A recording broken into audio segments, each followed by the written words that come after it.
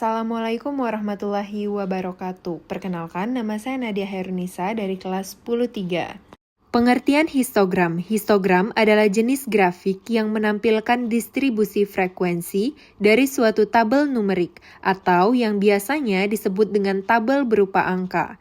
Pada umumnya, histogram ditujukan agar suatu data mudah untuk dibaca dan dipahami. Sebelum membahas histogram lebih lanjut, kita harus mengetahui terlebih dahulu pengertian dan jenis-jenis data. Karena di dalam histogram kita juga mempelajari mengenai data. Data merupakan sekumpulan bilangan atau angka-angka yang dapat menerangkan sesuatu. Jenis data itu terbagi menjadi dua.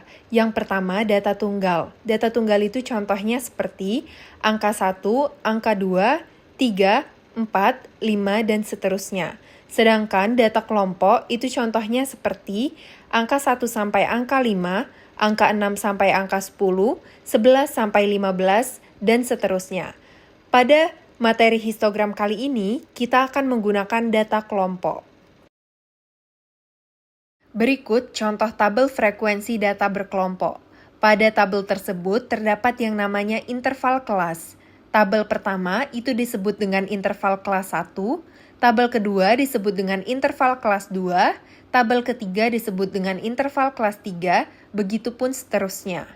Pada tabel data berkelompok itu setiap interval kelas harus memiliki jumlah selisih yang sama. Contohnya seperti nilai 18 sampai 21, selisihnya itu ada 3. Maka interval kelas yang keduanya selisihnya juga harus 3. Begitupun untuk interval kelas ketiga sampai interval kelas 8. Pada tabel tersebut ada yang dinamakan frekuensi. Frekuensi itu memiliki arti jumlah, baik itu dalam artian jumlah orang ataupun lainnya. Nah, untuk frekuensi ini tidak ada ketentuan selisihnya. Selanjutnya, bagian-bagian histogram. Sebelumnya dapat diketahui bahwa nilai-nilai data pada histogram itu dapat berupa interval kelas atau tepi-tepi interval kelas. Berikut contoh histogram dengan nilai data berupa interval kelas. Terdapat bagian-bagiannya itu seperti judul sumbu tegak, skala angka, interval kelas, judul sumbu mendatar, batas bawah, dan batas atas. Pada judul sumbu tegak itu terdapat frekuensi atau jumlah, kemudian skala angka, yaitu angka yang digunakan untuk menunjukkan banyaknya frekuensi. Kemudian interval kelas dan judul sumbu mendatar. Judul sumbu mendatar pada gambar tersebut itu berupa nilai.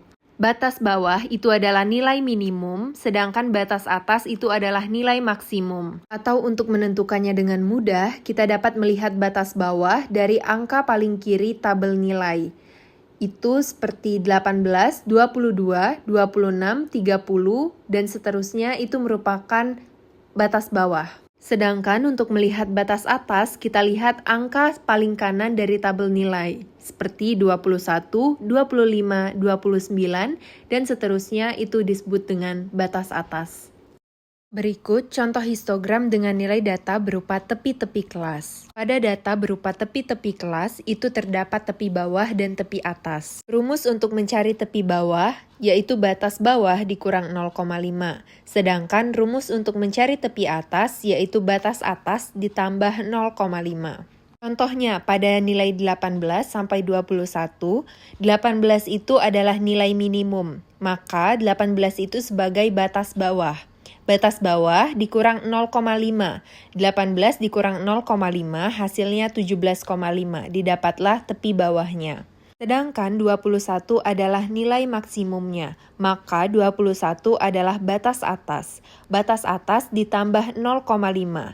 21 ditambah 0,5 hasilnya 21,5, yaitu sebagai tepi atas. Sama halnya untuk interval kelas 2. Nilai 22 itu sebagai batas bawah, maka dikurang 0,5. Maka hasilnya 21,5, didapatlah tepi bawahnya. Sedangkan nilai 25 itu sebagai batas atas, maka ditambah 0,5. Didapatlah 25,5 sebagai tepi atas. Begitupun untuk interval-interval kelas selanjutnya. Berikut gambar histogram berupa tepi-tepi kelas. Terdapat judul sumbu tegak yaitu frekuensi, skala angka, tepi-tepi kelas, judul sumbu mendatar, tepi bawah, dan tepi atas. Langkah-langkah menggambar histogram. Langkah yang pertama itu menentukan tabel distribusi frekuensi jika data acak dengan melakukan beberapa hal berikut. Yang A itu menentukan jangkauan data atau pada rumus disimbolkan R. B menentukan banyak kelas, simbol K. C menentukan panjang kelas, simbolnya P. D menentukan interval kelas. Dan apabila data sudah dipastikan lengkap, mari ke langkah selanjutnya. Langkah selanjutnya yaitu menggambar histogram. Berikut contoh soal menggambar histogram. Diketahui data nilai ulangan matematika dari 30 siswa kelas 10 sebagai berikut. Lengkapilah langkah-langkah menggambar histogram dari data di atas. Langkah yang pertama kita lakukan yaitu menentukan jangkauan data atau R. Kita lihat nilai terkecil pada data yaitu 40, sedangkan nilai terbesarnya 98. Rumus dari jangkauan itu X max atau nilai terbesar dikurang X min atau nilai terkecil. Nilai terbesarnya tadi 98, sedang dikurang dengan nilai terkecil yaitu 40, maka didapat jangkauannya 58. Yang B menentukan banyak kelas atau K. Kita sebelumnya mencari banyak data terlebih dahulu. Banyak data itu dapat dilihat dengan mudah dengan menghitung banyaknya urutan data di garis vertikal dan di garis horizontal. Jadi 3 itu kita kali dengan 10, maka didapat banyak datanya 30. Lalu kita masukkan rumus banyak kelas. K sama dengan 1 ditambah 3,3 dikali log N. 1 ditambah 3,3 dikali log 30. 1 ditambah 3,3, kita kalkulatorkan log 30. Didapatlah 1,47. 3,3 dikali 1,47 itu 4,851. Kita tambahkan 1 didapat 5,851. Nilai K tersebut kita bulatkan ke atas. Dapat hasilnya 5,851 dibulatkan menjadi 6. Selanjutnya menentukan panjang kelas atau P. P itu rumusnya jangkauan dibagi banyak kelas atau R dibagi K. R tadi sudah kita dapatkan 58. K sudah kita dapatkan 6. Maka 58 kita bagi 6. Didapatkan hasilnya 9,6. Kita bulatkan ke atas maka menjadi 10.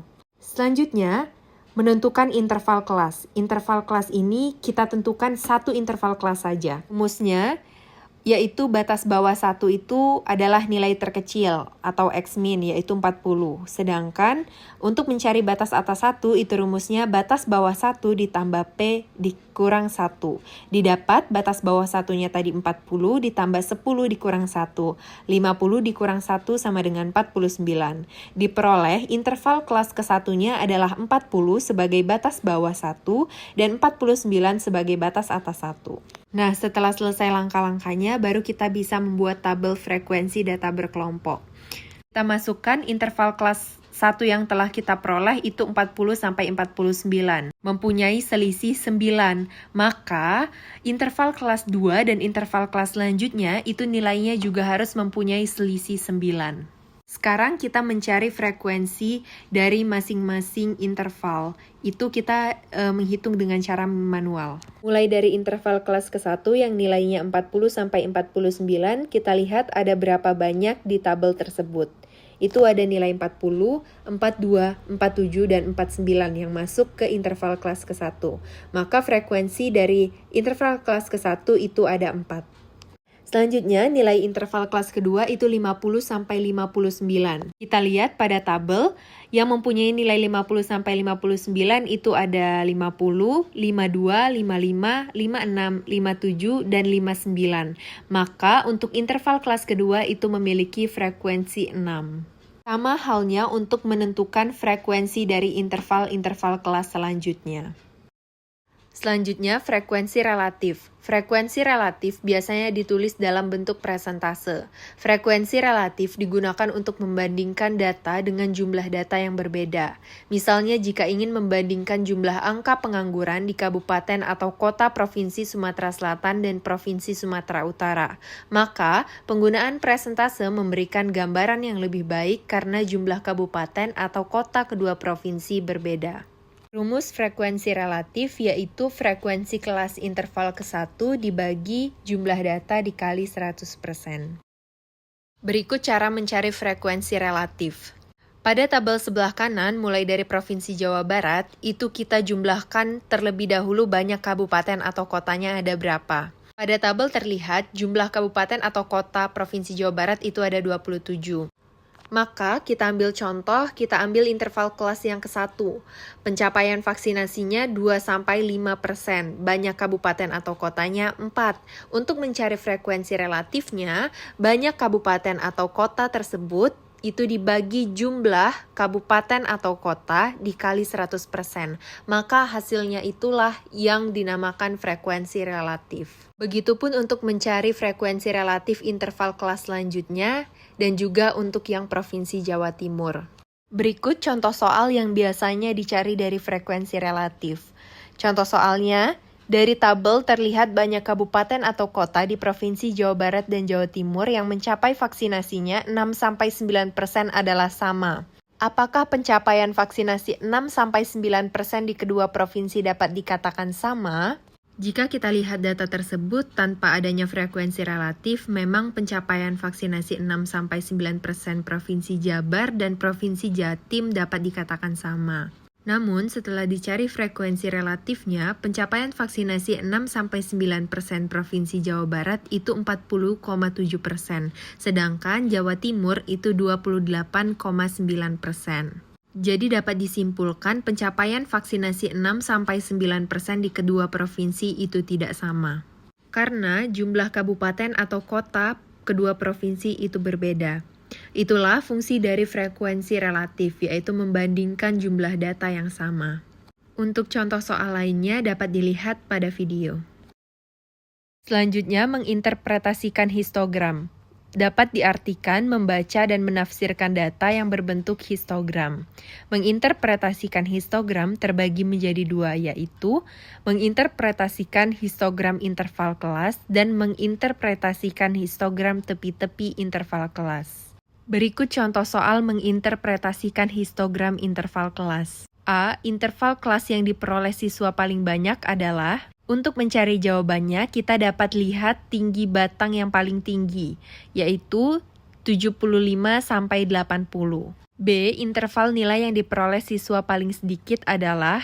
Untuk mencari jawabannya, kita dapat lihat dari tinggi batang yang paling rendah, yaitu jawabannya 60-65. Untuk soal yang C itu mencari jumlah siswa. Untuk mencari jumlah siswa itu dapat diperoleh dengan menjumlahkan seluruh frekuensi yang ada. Seperti nilai 60-65 itu frekuensi 2, nilai 65-70 itu frekuensinya 6, begitupun untuk nilai yang seterusnya. 2 ditambah 6 ditambah 10 ditambah 12 ditambah 6 ditambah 4 didapatlah hasilnya 40. Maka jumlah siswanya adalah 40. Soal yang D itu banyak siswa yang memperoleh nilai lebih dari 75. Maka untuk mencari jawabannya kita lihat jumlah dari interval kelas yang nilainya itu lebih dari 75. Mulai dari 75 sampai 80 itu frekuensinya 12, 80 sampai 85 frekuensinya 6, 85 sampai 90 frekuensinya 4. Dijumlahkan maka didapat hasilnya 22 siswa. Untuk soal yang E, presentase siswa yang memperoleh nilai lebih dari 75. Rumus untuk mencari jawabannya yaitu presentase sama dengan siswa yang memiliki nilai lebih dari 75 dibagi jumlah siswa dikali 100%. Maka P sama dengan 22 dibagi 40 dikali 100%. Didapatlah presentase siswa yang memperoleh nilai lebih dari 75 adalah 55%. Berikut contoh soal menginterpretasikan histogram tepi-tepi kelas. A. Berapa banyak siswa yang mendapatkan nilai 80-84? Dikarenakan soal tersebut berupa tepi-tepi kelas, tetapi soal yang ditanyakan itu berupa interval kelas, maka cara menjawabnya yaitu sebagai berikut. Dari soal tersebut, nilai 80 itu sebagai batas bawah, sedangkan nilai 84 sebagai batas atas. Nilai 80 dikurang 0,5, dapatlah 79,5, itulah tepi bawah. Sedangkan nilai 84 sebagai batas atas ditambah 0,5, didapat 84,5 sebagai tepi atas. Dapat disimpulkan interval kelas 81-84 sama dengan tepi-tepi interval kelas 79,5 sampai 84,5. Dari histogram tersebut terlihat tinggi batang yang memiliki tepi bawah 79,5 dan tepi atas 84,5 adalah 6. Maka, siswa yang mendapat nilai 80 sampai 84 ada 6 siswa. Kemudian untuk soal yang B, berapa interval nilai yang diperoleh siswa paling banyak? Dari histogram terlihat batang yang memiliki tepi bawah 74,5 dan tepi atas 79,5 itu paling tinggi. Maka tepi bawah dan tepi atas ini kita jadikan batas bawah dan batas atas. Dalam histogram, rumus jika mencari tepi bawah itu batas bawah dikurang 0,5 dan mencari tepi atas itu batas atas ditambah 0,5. Berbeda dengan mencari batas bawah. Jika mencari batas bawah itu tepi bawah ditambah 0,5 sedangkan batas atas itu tepi atas dikurang 0,5.